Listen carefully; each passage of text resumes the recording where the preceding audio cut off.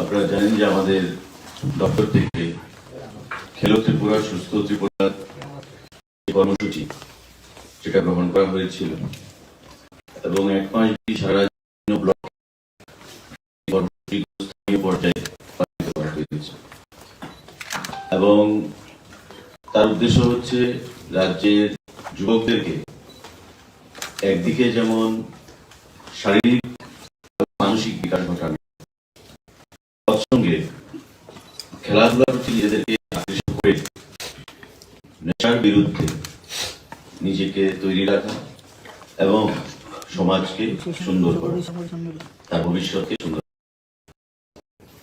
দপ্তর থেকে প্রথমবার নেশার বিরুদ্ধে তাতে সারা এবং আমাদের দপ্তরে প্ল্যান মোতাবেক আমরা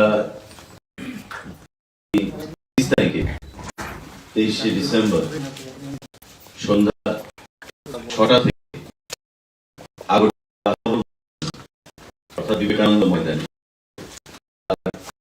ফাইনাল কর্মসূচি রাজ্যভিত্তিক যে কর্মসূচি সেটা পালন করব।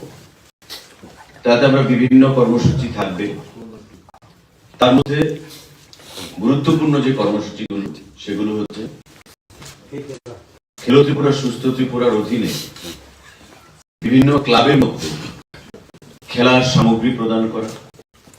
এটা আমাদের বাজেটে ধরা ছিল, বাজেটের কর্মসূচি যে আমরা সারা রাজ্যে প্রায় 1,500 ক্লাবকে খেলার সামগ্রী প্রদান করব, যাতে যুবকদেরকে খেলাধুলার প্রতি আকৃষ্ট করা যায়। তাতে ক্রিকেট বল থাকবে, ব্যাট থাকবে, ফুটবল থাকবে, ভলিবল থাকবে, ব্যাডমিন্টন থাকবে, নেট থাকবে, বিভিন্ন খেলার সামগ্রী, ক্যারাম বোর্ড, সেগুলো থাকবে যাতে যুব সমাজ খেলার প্রতি আকৃষ্ট হয়। যেমন সারা রাজ্যে প্রায় 1,500 ক্লাবকে আমরা সেই জিনিসগুলো প্রদান করবো আগামী দিন ব্যাপী এবং তার সূচনা আমরা করব 23 তারিখ 23শে ডিসেম্বর আস্তাবল ময়দানে। সিম্বলিক আমরা কিছু আগরতলা শহরের আশেপাশে ক্লাব সেই জিনিসগুলো আমরা প্রদান করব। তার বাইরে আমাদের যুবকদেরকে আগামী দিনে যেন সুন্দর ভবিষ্যৎ বা যে নেশার বিরুদ্ধে অভিযান সেটাকে সফল করার লক্ষ্যে আমরা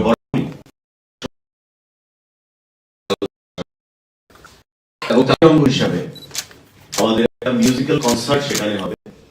তাতে উপস্থিত থাকবেন ভারতবর্ষের বিখ্যাত সঙ্গীত শিল্পী সোনু নিগম। আমাদের সঙ্গে কথা হয়েছে,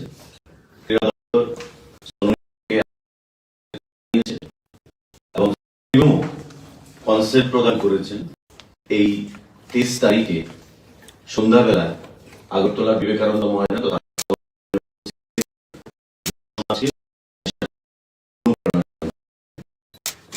এই কালচারাল নাইটের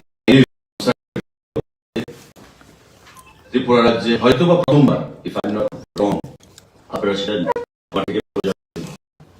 ফার্স্ট টাইম ত্রিপুরা রাজ্যে সেখানে আয়োজন করার সিদ্ধান্ত করেছি এবং আইআইটি থেকে পাস আউট যারা ভারতবর্ষের, যাদেরকে প্রধানমন্ত্রী মোদীজিও প্রমোট করে থাকেন, যারা বিভিন্ন সময় কেন্দ্রীয় সরকার, ইন্ডিয়ান আর্মি বা সঙ্গে জড়িয়ে রেখে তারা করছে ভারতবর্ষের, সেখানে মেধাবী পাস আউট ছেলেরা আইআইটিয়ানস, তাদেরকে দিয়ে আমরা একটা ব্যবস্থা রেখেছি।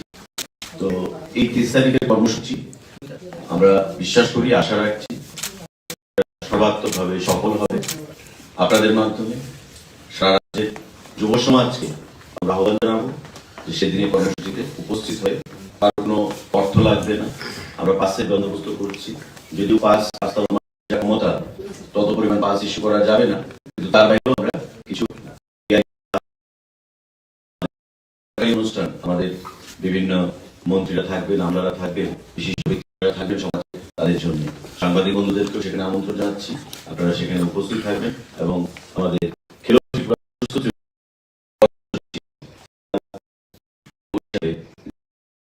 কনসার্ট হবে বা খেলার সামগ্রীগুলোর মধ্যে আমরা প্রদান করব, সেই জিনিসগুলো উপস্থিত থেকে সহযোগিতা। আমি এখানে ইউথ অ্যাফেয়ার্স আমাদের সঙ্গে আলোচনা করবেন এবং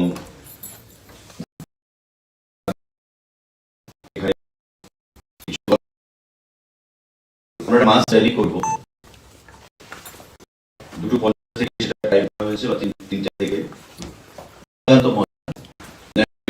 মাস র্যালি উমাকান্ত ময়দান থেকে সেটা আস্থাবল ময়দানে এসে আমাদের আরো যে কর্মসূচিগুলো সন্ধ্যাবেলা থেকে বা তার আগে খেলাধুলার আয়োজন করা হয়েছে। এই খেলো ত্রিপুরা, তার বাইরে আমাদের যে উপজাতি বিভিন্ন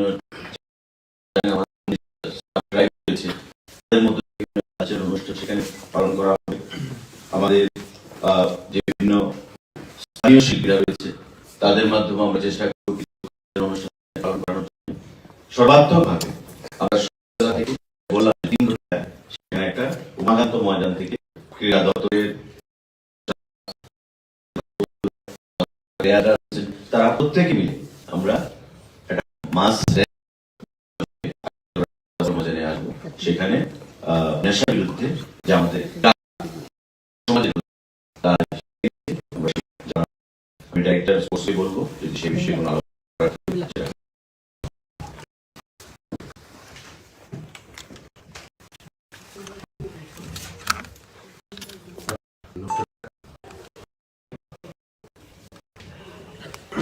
আমাদের সফল করার জন্য আমাদের ডিপার্টমেন্ট থেকে আমরা ব্যবস্থা নিচ্ছি। এখানে কিছু কিছু সব বিষয়ে মোটামুটি স্যার পাস করেছে। তো এমন বিশেষ করে র্যালিটা যাতে র্যালি হিসেবে আমরা এটাকে সংগঠিত করতে পারি আমাদের জোর আমরা সেভাবে সবাইকে আমন্ত্রণ জানিয়েছি এবং আমাদের অফিসার্স টোটাল টিম সবাইকে। আর বিশেষ করে আমাদের আর্টিস্ট যিনি আছেন রেনাউন্ড আর্টিস্ট ওনার ধরেন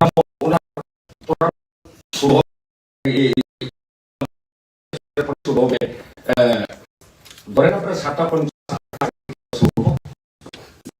কিন্তু একবার হতে পারে যেহেতু ফাইনাল টাস্ক একটা প্রিপেয়ার করেছি এবং সেটা প্রস্তুতি চলছে কিভাবে কি করা যায়। বাকি ড্রোন শো যেটা এটি কিন্তু ত্রিপুরাতে আর হয়নি। This is for the first time we are going to show this thing এবং আশা করি আমরা এটাকেও খুব সফলতার সাথে আমরা করতে পারবো। সেই জন্য সার্বিক প্রচেষ্টা নেওয়া হয়েছে এবং আমরা হিন্দি স্কুল থেকে আমরা যাতে সেটিকে পরিচালনা করার জন্য ব্যবস্থা আমরা করেছি এবং সেটা হবে। তাছাড়া আমাদের বিশেষ করে লোকাল ডান্স থেকে লোকাল আর্টিস্ট এটাও আমরা কিভাবে অ্যাডজাস্ট করতে পারি সেটা দেখছি। যেমন হজাগরি ডান্স, গ্রুপ ডান্স, ইয়েগুলো আমরা এখানে দেখাচ্ছি। ঠিক সোনু নিগম মহোদয় যে পারফরমেন্স করতে থাকে। তো আপনাদের সকলকে আমাদের এই প্রোগ্রামে এনজয় করার জন্য আমরা ইনভাইট করব এবং সার্বিকভাবে যাতে সফল হয় যাতে সফলভাবে সফল হই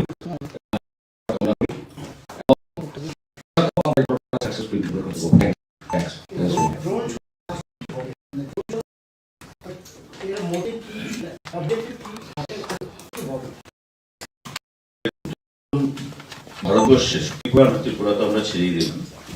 ভারতবর্ষের ধরনের যে কনসেপ্টটা সেটা নতুন করে বিভিন্ন উন্নয়নের নিরিখে এবং টেকনোলজিকে কাজে লাগিয়ে সেদিকে ভারতবর্ষের সরকার সেখানে জোর দিয়েছে। যেমন সেদিন একটা আমি একটু সাইড এক্সাম্পল আমি বলছি।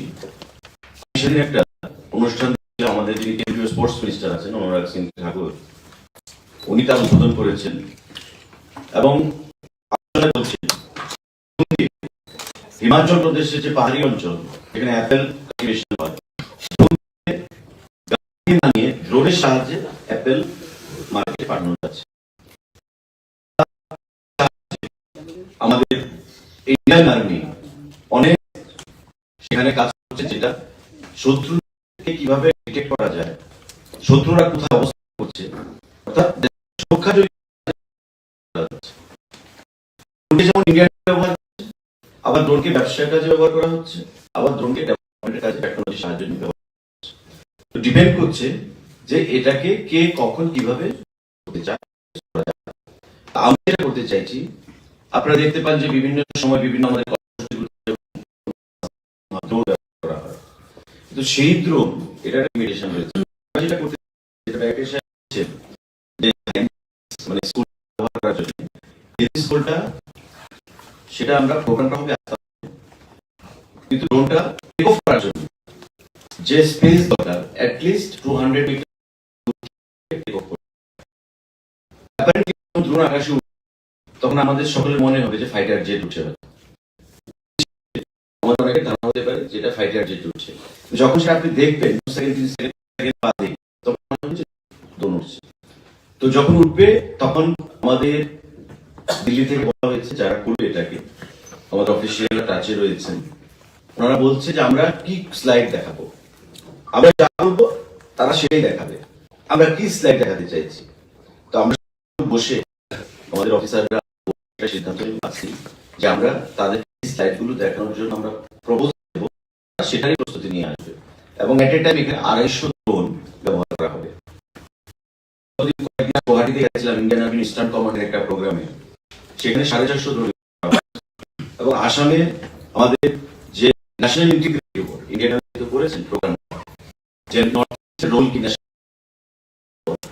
তো এই ড্রোন সেটাই এক্সিস্ট করেছে, সেটাই প্রদর্শন করেছে যে আসামে কিভাবে একটা ইউনিট আমরা আছি, এবং how we are contributing to the national building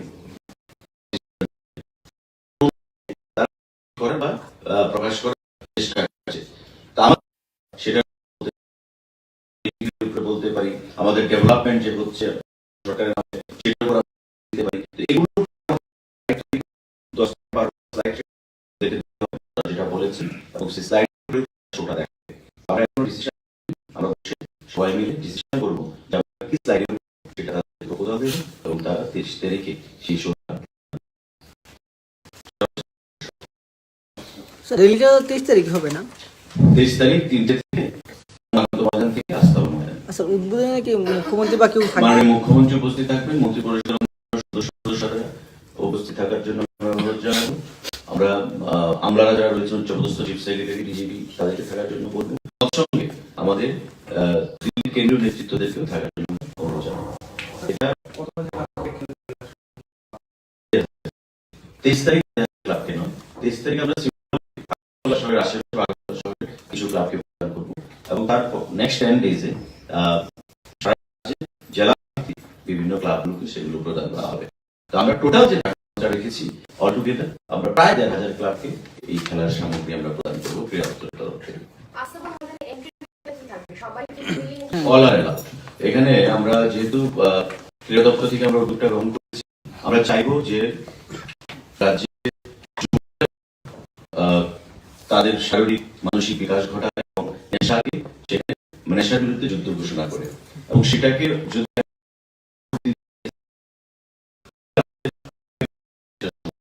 তাই প্রত্যেককে আমরা আহ্বান জানাবো। আপনারা তার আগে দেখেছিলেন একটা আমরা বার্ষানোর প্রোগ্রামে আমরা রেকর্ড পরিমাণ ভিড় ছিল, সেখানেও এক সময় ঘোষণা করতে হয়েছে মানে কারোর প্রতি আমরা কোনো বার রাখিনি, সাধারণ মানুষের জোনে গিয়ে বসে গেছে, আমরা সেটাই গেছিলাম। এভাবেও এবার যেন সুশৃঙ্খল পরিবেশ তৈরি, এবং প্রত্যেকে আমরা আস্তব ময়দানে আসার জন্য আমন্ত্রণ জানাবো।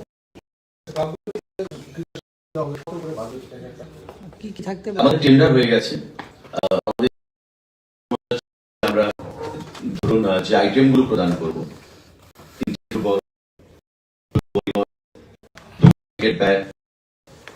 বল, ব্যাডমিন্টন, ক্যারাম বোর্ড, সর্বশেষ আমাদের 20,000 টাকা বাজেট সেখানে ছিল। টেন্ডার হয়েছে, টেন্ডারে 3-4টে কোম্পানি সেখানে অনেকে ক্যারাম বোর্ড পেয়েছে, অনেকে পেয়েছে, প্রত্যেকটা পায়নি। 3-4টে এজেন্সি বাইরে থেকে এসেছে, রাজ্যে কিছু সামগ্রী ঢুকেও গেছে রাজ্যে। এগুলো দপ্তর থেকে আধিকারিকরা এগুলোকে প্যাকিং করছেন।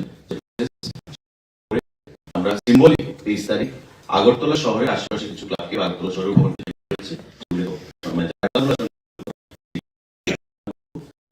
সময়ে এই জিনিসপত্রগুলো প্রদান করবো, যাতে করে ক্লাবের ছেলেদের খেলাধুলা মানসিকতা থাকে এবং আগামী দিনে শারীরিক মানসিক বিকাশের মাধ্যমে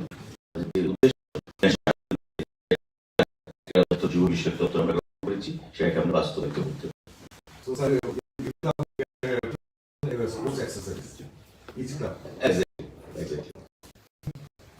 ওকে, আজকে মানিক সরকার রেডি করেছেন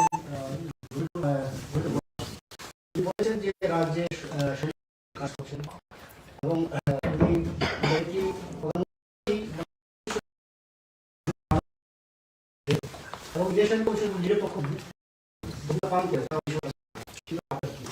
দেখুন, আমি একটা কথাই বলবো আপনাদের, যদিও আজকে তো সাংবাদিক বন্ধুরা আপনারা বলেন প্রায়, তারপরে বলছি, ইলেকশন কমিশনকে চ্যালেঞ্জ জানানোর যে একটা টেন্ডেন্সি, এটা মানিক সরকারের নয়, এটা তাদের দলের বা আজকে বিরোধী দলের অন্যান্য বন্ধুদেরকেও সেই জিনিসটি দেখতে পাচ্ছে। একটা উদাহরণ দিতে পারবে ভারতবর্ষ ইলেকশন কমিশন ইলেকশন হয়নি।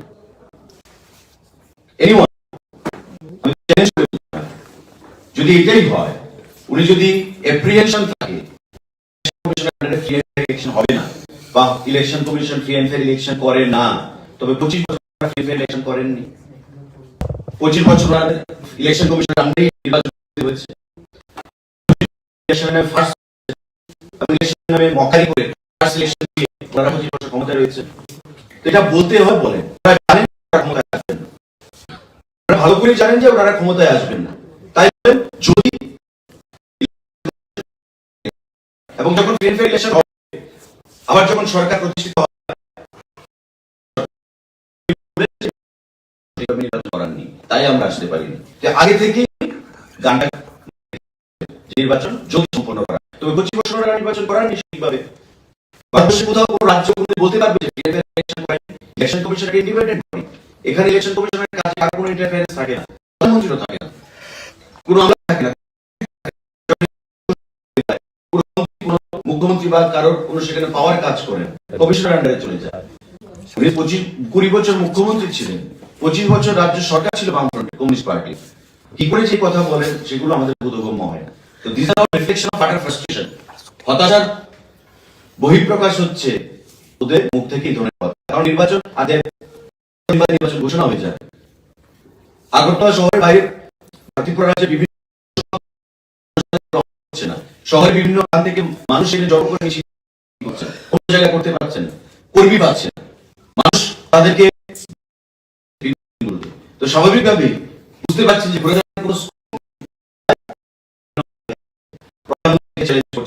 হতাশার বহিঃপ্রকাশ, এগুলো মানুষ তাদেরকে বুঝে নিয়েছে। আগামী কোনো কাজ হবে না, মানুষ বিকাশের সরকার চায়, মানুষ উন্নয়নের সরকার, এবং উন্নয়নের সরকার আমাদের সরকার, মানুষ সেটা বুঝতে পারছে। আজকে কোথায় রয়েছে তাদের দল? হিমাচল নির্বাচন, যেখানে নির্বাচন হচ্ছে তারা 3 নম্বর 4 নম্বর 5 মধ্যে তাদের স্থান নেই।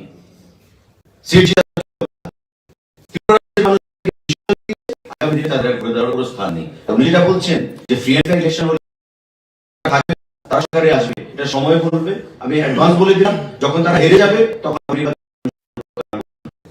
আপনাদেরকে রিকল করাচ্ছি, আপনারা নিশ্চয় আছে সাংবাদিক, যখন উপনির্বাচন হলো টাউনগড়তলা, ছয়াগড়তলা, সুরমা এবং যুবরাজনগর, এই উপনির্বাচনে যখন নির্বাচন সম্পন্ন হলো, ফলাফল কি হবে আমরা কেউ জানতাম না, কিন্তু আমরা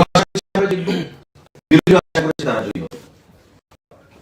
যখন নির্বাচন সম্পন্ন হলো, সাংবাদিককে তাদের পার্টির তরফ থেকে বলছেন যে খুব ভালো নির্বাচন হয়েছে,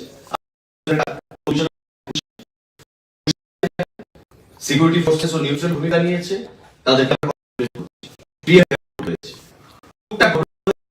ঠিক আছে, বাই এন্ড লার্জ পিসফুল নির্বাচন হয়েছে।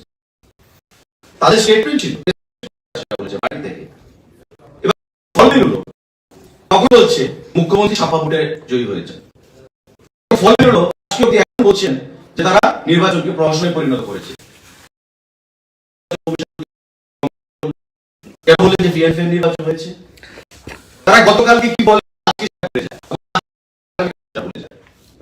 এটা হচ্ছে সুবিধাবাদী রাজনীতি এবং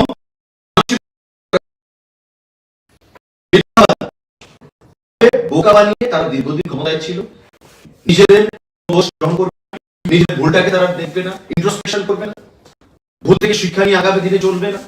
তারা